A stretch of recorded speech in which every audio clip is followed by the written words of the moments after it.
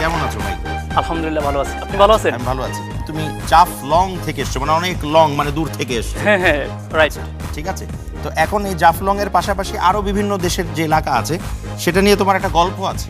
গল্প বলতে কি, গল্পটা এমনিতে হয়নি, আমি ওই বিভিন্ন জায়গায় গিয়েছি, যাওয়ার পরে ওই গল্পটা আমি নিজে তৈরি করছি। আচ্ছা, সেই গল্পটা কি আমরা এখন সবাই মিলে শুনতে পারি? হ্যাঁ অবশ্যই শুনতে পারেন। শুরু করব? হ্যাঁ।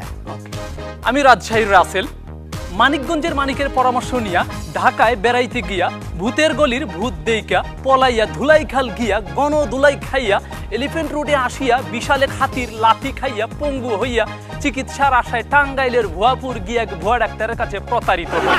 তারপর কিশোরগঞ্জ গিয়া কিশোর জাহিদকে সঙ্গে নিয়া সুনামগঞ্জ গিয়া সুনামি ডাক্তারের ওষুধ খাইয়া সুস্থ হইয়া হবিগঞ্জ যাওয়ার পথে খাসিয়ার হবি পূরণ করার জন্য নবাবগঞ্জের নবাবের কাছে যাই। নবাব ব্যর্থ হইয়া আমাকে মামার বাজারের মামার কাছে পাঠায়। মামার বাজারের মামাকে না পাইয়া কুড়িগ্রাম গিয়া 20 টাকা দিয়া গাইবান্ধার গায়ের দুধ কিনিয়া খাইয়া লক্ষ্মী হওয়ার আশায় লক্ষ্মীপুর যাত্রাকালে বান্দরবনের কতিপয় বান্দর আমাকে কিলাইয়া ঘুষাইয়া সাতক্ষীরা প্রেরণ করে।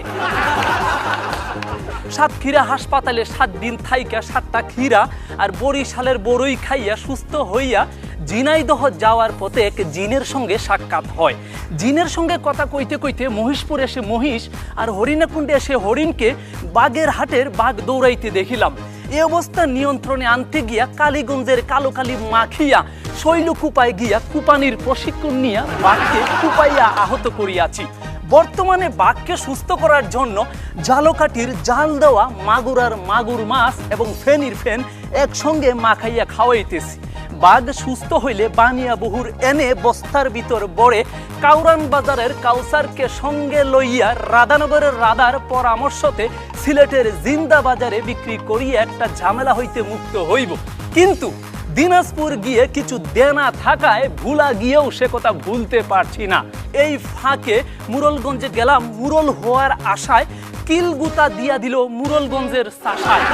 গাজীপুর গিয়া এক পাজির দেখা পাই, আমারে কানে ধরিয়া কয় থাকতে ঘর জামাই। ঘর জামাই বাড়ি জামাই সব কিছু ফেলে অবশেষে আসলাম আমি চাঁদপুর চলে। চাঁদপুর এসে চাঁদের কথা বলে নেত্রকোনায় গিয়ে কোনায় অবস্থান করিয়াছি।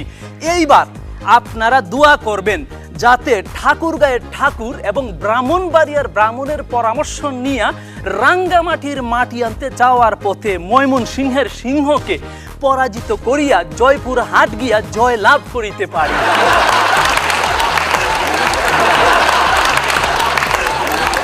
রাসেল, জয়পুর হাটে গিয়ে কি হয়েছে আমি জানি না, তবে মানুষের মন যে তুমি জয় করতে পেরেছো আজ, এই ব্যাপারে কোনো সন্দেহ নেই। আচ্ছা, একটা জিনিস জানতে চাই যে এই গল্পের ট্রেনে কতগুলো বগি ছিল, আই মিন কতগুলো জেলা ছিল, কতগুলো এলাকার নাম ছিল? দাদা আমি সর্বপ্রথম প্রায় 35টা জেলায় গিয়েছি। জেলায় যাইতে হলে তো অবশ্যই স্থান ত্যাগ করে যেতে হয়। সর্বমোট প্রায় 50-52টা এলাকা হবে। ঠিক আছে, তুমি সারা বাংলাদেশে আমাদের মাঝে বিচরণ করো, আমাদের হৃদয়ে বিচরণ করো। Thank you so much. এমন হাজারো প্রতিভা ছড়িয়ে আছে বাংলার আনাচে কানাচে। আমরা চেষ্টা করব এ ধরনের বিরল প্রতিভাধরদেরকে